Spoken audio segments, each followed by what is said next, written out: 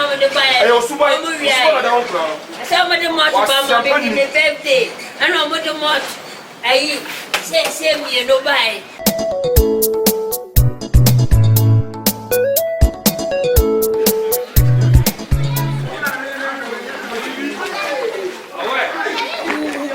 Last time, we are young, I wear catch you. Be a yakko. Be sensible. See me, Jimmy, you met you was so was in the world with Boa Pro, you. See me, a Gumana Yagan. Jawapa on the Buicky. Until they are drinking and son echo. A one eye echo. Last a car, keep to a big woman was a come. A bar who began you. Now me come along yende. Timmy come of strong warning. Stone I yakon, can't I want change, but be a vigilant, Jinamachipe. The Mawana dash on the more, and we really a chamber. And you lose, I ask you what is so be bound. You will boom swore, no one show what she. Now my hour pie. O Babu, say a corner, say your pie, want to watch lay or be see. O Babu, uncle, for Kimball. Sister, Sister Bajo, good afternoon. Good evening, but your mamma mechanic. Men finish Mamma,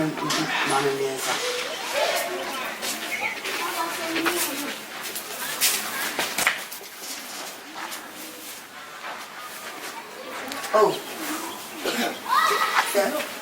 so catching my mentor don't see Sister Baja said, Calipono. Or see, don't see one, and I watching. Don't see more. And now, would the million so about my head? The city.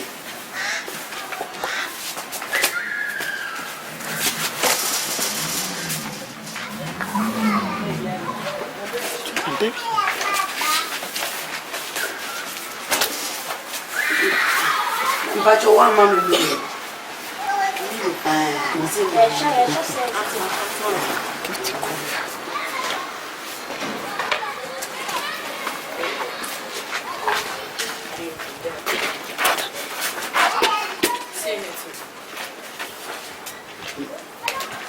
No need plastic, we both make some movements.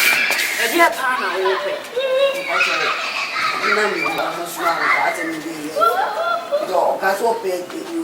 Graves said, yes, we tell you, said graves,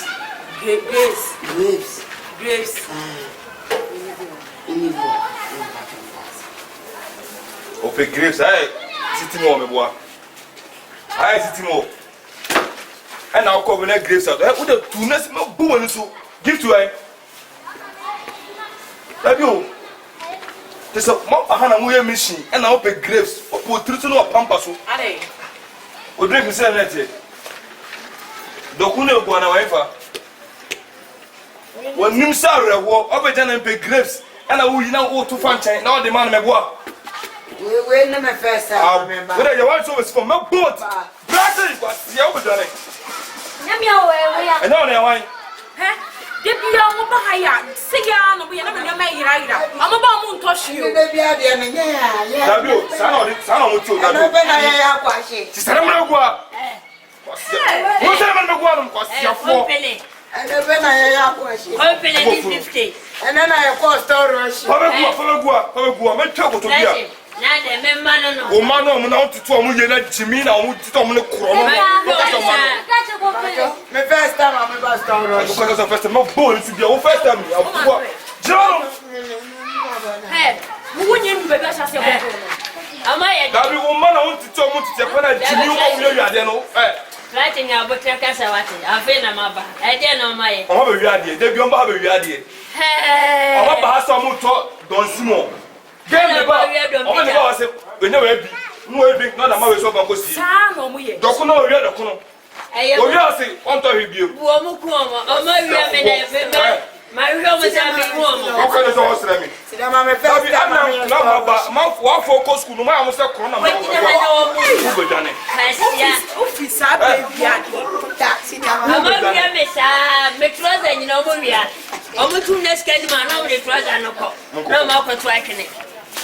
Dabi. Nti ka muti school dem aka eche mo ana. Mu bi school ene. Dabi. Ah ma fa fo ine ko school mu na ma so mo ko school kro na mba bo kro ni bo.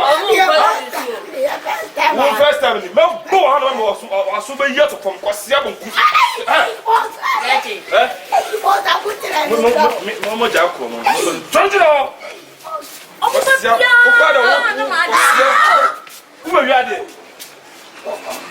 Aja. So, woman consider me. Oh, yeah, Kompany, what film? What film you call? Oh, you can run, but you can't hide. What's today? What's your name? What are the funny we are on the mouse at the Cotona? What's up? Now, the walk of one. What is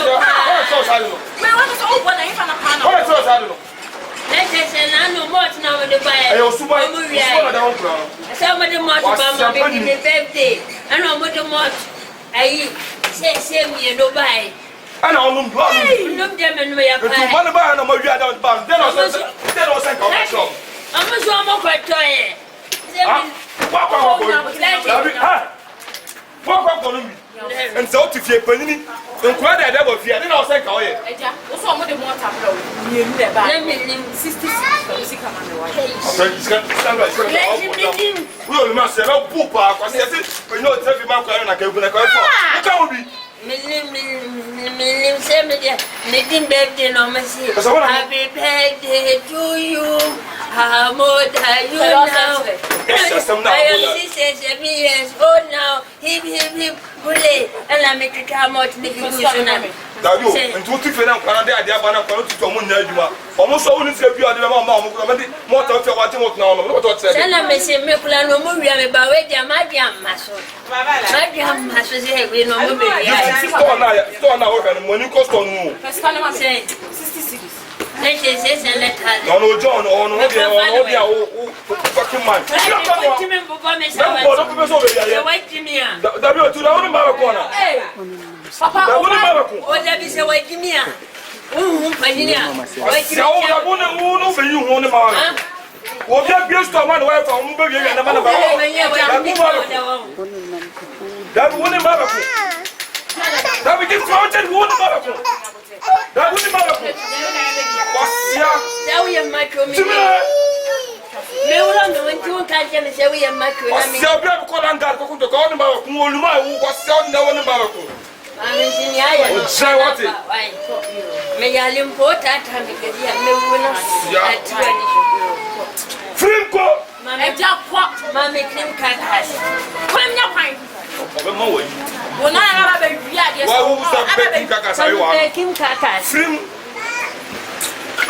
Luma mafia.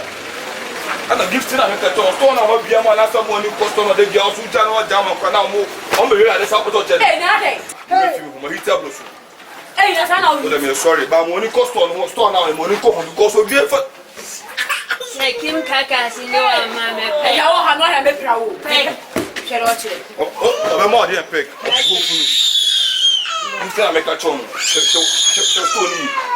Because we think that this can be just on one, say, be out to be done and follow the woman. Who's a beer worker? They be also worker. I never more than time for two or Babas or Babas or bad sense of fitting the friend. And then say, take mamma, I don't so a cow with the Pucaunchi. I am like between the power of the past and so what the other, who best under my table walking water. Foolish man like you. What am I complaining about this fridge? No friend. No question, some now with the tea. One. Drunk it was a see a book. No problem, Papa.